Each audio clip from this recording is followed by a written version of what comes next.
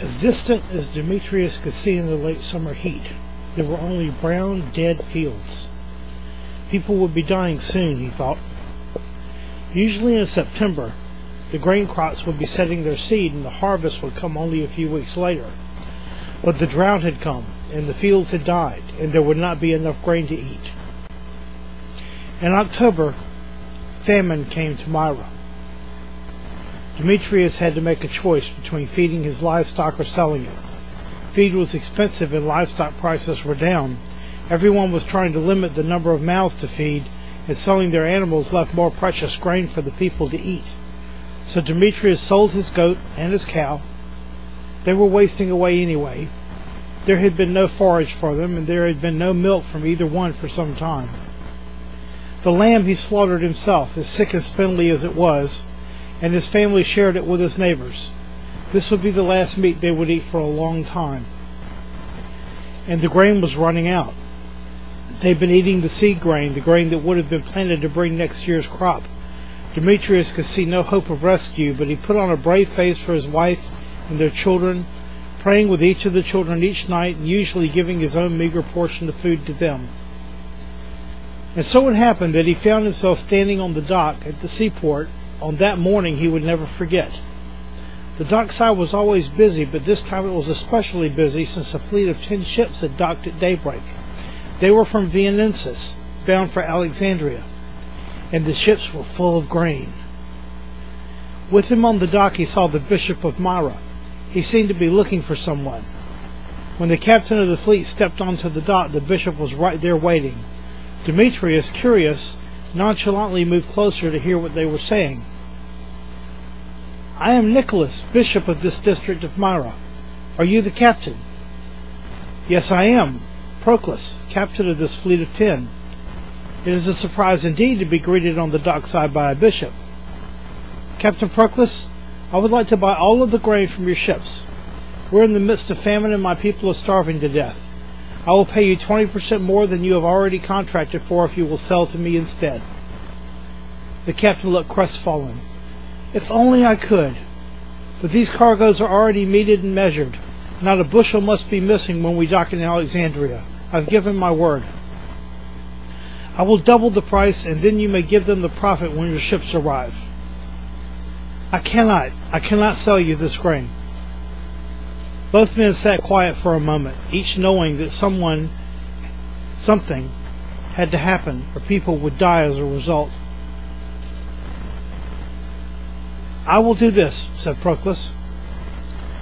"I will have 100 bushels delivered from each of the 10 ships. That is 1,000 bushels in all. That is the best I can do." That would only be enough for a few days at best, Demetrius thought. What was the use in that?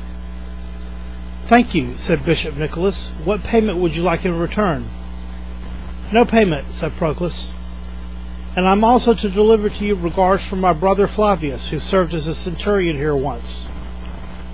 Yes, now Demetrius could see the resemblance between the captain and the centurion that had been stationed here during the persecutions. But all Romans looked alike to him, so it was hard to tell.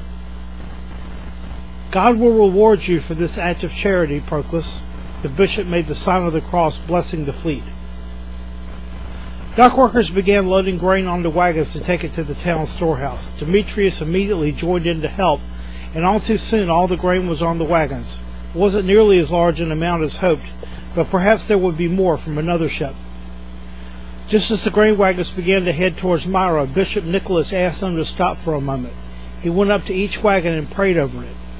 Demetrius had boarded one wagon so he could help unload the grain in town, hoping for a bit to take home. "Father in heaven," Bishop Nicholas prayed, "bless this grain to our use and make it fruitful. Thank you, Father, for taking care of us." The bishop walked to the next wagon to do the same, and Demetrius felt his wagon lurch as it set off toward town. Demetrius helped unload the grain into the storehouse, and the line of hungry townspeople began to form. Carefully, the men of the watch meted out a small portion to each person in proportion to his family. Demetrius took his, thinking to himself that at this rate those 100 bushels wouldn't last out the week. But they did. Each day he would go to the storehouse and receive his portion along with the rest of the townspeople. The next day he would go again. and yet another portion would be given to him. After a month, he just had to get inside the storehouse to see what was up. He had a friend on the watch, so it was a simple matter for him to get a glimpse inside when no one was looking. The pile of grain was exactly the same size as it had been when it was first delivered. "How can this be?" Demetrius said to his friend. "If not this pile, where's the grain coming from each day?" "From this pile. Each day we take the share, and each day the pile remains the same." Stunned, Demetrius couldn't take his eyes off the pile of wheat. He had never personally witnessed a miracle from God before. Even now, Demetrius had no inkling of how vast it would be, for the famine would spread for 2 years, and another crop would fail. It would not be until the harvest of the 3rd year that fresh grain could be had. Yet in the town of Myra, the people always had grain to eat, and when planting time came, they had enough for seed. Every so often, Demetrius would peek into the storehouse, and until the week of the good harvest, the pile never diminished. When Proclus anchored in Alexandria, he was prepared to lose his ships and his command, and also his life. The entire voyage, Proclus had been thinking about the consequences of this gift of Bishop Nicholas. He had decided to tell the story exactly as it happened, and to take all the responsibility for the missing grain himself. Surely he would never captain a cargo fleet again.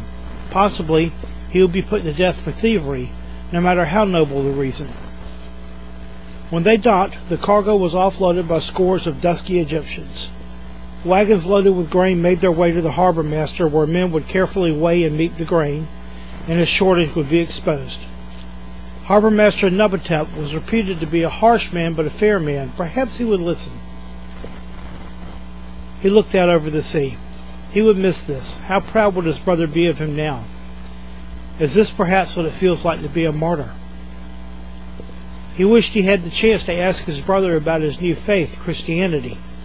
It looked now like it might be too late. A runner thumped up the gangplank to the deck. "Captain Proclus, sir. Harbor Master Nubatep wishes to see you immediately regarding the measure of your grain." A lump rose in Proclus' throat as the runner escorted him to the harbor master. Brave, he thought.